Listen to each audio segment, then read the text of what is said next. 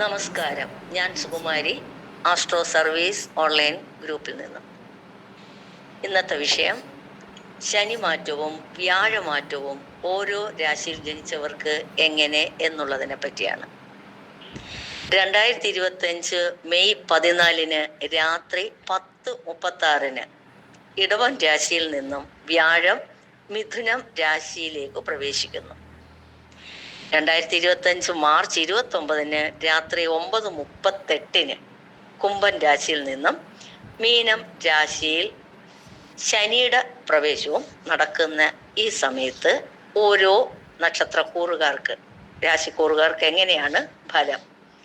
അതായത് മേടം രാശിക്കൂറുകാർക്ക് അശ്വതി, ഭരണി, കാർത്തിക, ആദ്യപാദ നക്ഷത്രക്കാർക്ക് ശനി 12-ലും വ്യാഴം 3-ലും സഞ്ചരിക്കുമ്പോൾ, അതായത് വ്യാഴം 3-ൽ സഞ്ചരിച്ചാൽ മുറവിളി കൂട്ടും എന്ന ഒരു ചൊല്ലുള്ളതാണ്. 12-ലെ ശനിയും അത്ര നന്നല്ല. ഗുണദോഷ സമ്മിശ്രമായിരിക്കും ഇവർക്ക് ഈ വരുന്ന ഒരു വർഷക്കാലം. ഇടവക്കൂറുകാർ കാർത്തിക അവസാന 1/4 ഭാഗം, രോഹിണി, മകയിരത്ത് ആദ്യ പകുതി ഭാഗക്കാർക്ക്, അതായത് നക്ഷത്രം 1/4, കാർത്തിക 1/4, രോഹിണി, മകയിരത്തര നക്ഷത്രക്കാർക്ക് ശനി 11-ലും വ്യാഴം ധനസ്ഥാനത്തും പൊതുവെ ശ്രേയസ്കരമായിരിക്കും. ധനപരമായും ഉന്നതി പ്രാപിക്കാം. ഉണർന്നു പ്രവർത്തിച്ചാൽ ലക്ഷ്യസ്ഥാനത്ത് എത്തിച്ചേരുന്ന അനുകൂല സമയം തന്നെയാണ് ഇവർക്ക്. മിഥുനക്കൂറുകാർ മകയിരം അവസാന പകുതി, തിരുവാതിര, പുണർന്നം 1/4 നക്ഷത്രക്കാർക്ക് ശനി 10-ലും വ്യാഴം ജന്മത്തിലുമാണ്.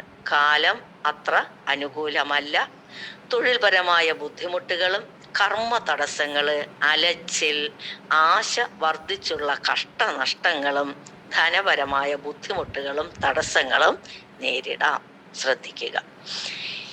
കർക്കിടക്കൂറുകാർ പുണർന്നം 4-ാം പാദം, പൂയം, ആയില്യം എന്നീ നക്ഷത്ര ജാതകർക്ക് ഭാഗ്യഭാവത്തിൽ ശനിയും 12-ാം ഭാവത്തിൽ വ്യാഴവും സഞ്ചരിക്കുന്ന കാലം ഗുണദോഷ സമ്മിശ്രമെങ്കിലും ദോഷാധിക്യം ഉണ്ടാകാം.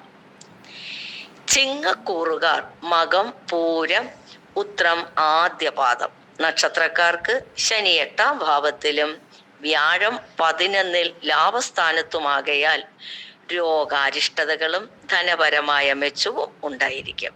അഷ്ടമ ശനി ആകയാൽ യഥാസമയം രോഗചികിത്സകൾ നടത്തിക്കൊള്ളേണ്ടതാണ്. കന്നിക്കൂറുകാർ ഉത്രം അവസാന 1/4 ഭാഗം, അത്തം, ചിത്തിര ആദ്യ പകുതി ഭാഗക്കാർക്ക് ശനി 7-ലും വ്യാഴം 10-ലും സഞ്ചരിക്കുമ്പോൾ ദാമ്പത്യ ജീവിതത്തിൽ അഭിപ്രായ ഭിന്നതയും അസ്വസ്ഥതകളും ഉണ്ടാകാതെ ശ്രദ്ധിക്കുക. കേന്ദ്രാധിപത്യ ദോഷം വ്യാഴത്തിനുണ്ടാകയാൽ അത്ര ശുഭഫലം കിട്ടില്ല. ശുഭഫലപ്രാപ്തിക്ക് വിഘ്നം ഉണ്ടാകാനും ഇടയുണ്ട്. ഇനി ഇതൊക്കെയാണെങ്കിലും മൂല ജാതകവശാലും ചാരവശാലും ഗ്രഹങ്ങൾ സഞ്ചരിക്കുന്ന ഭാവങ്ങളും ആ ഗ്രഹത്തിന്റെ ബലമുള്ള രാശിയാണെങ്കിൽ പറയപ്പെടുന്ന ദൂഷ്യഫലങ്ങൾ ഉണ്ടാകില്ല, അഥവാ അതിൻ്റെ കാഠിന്യം കുറവും ആയിരിക്കുക എന്ന് മനസ്സിലാക്കേണ്ടതാണ്. നന്ദി, നമസ്കാരം.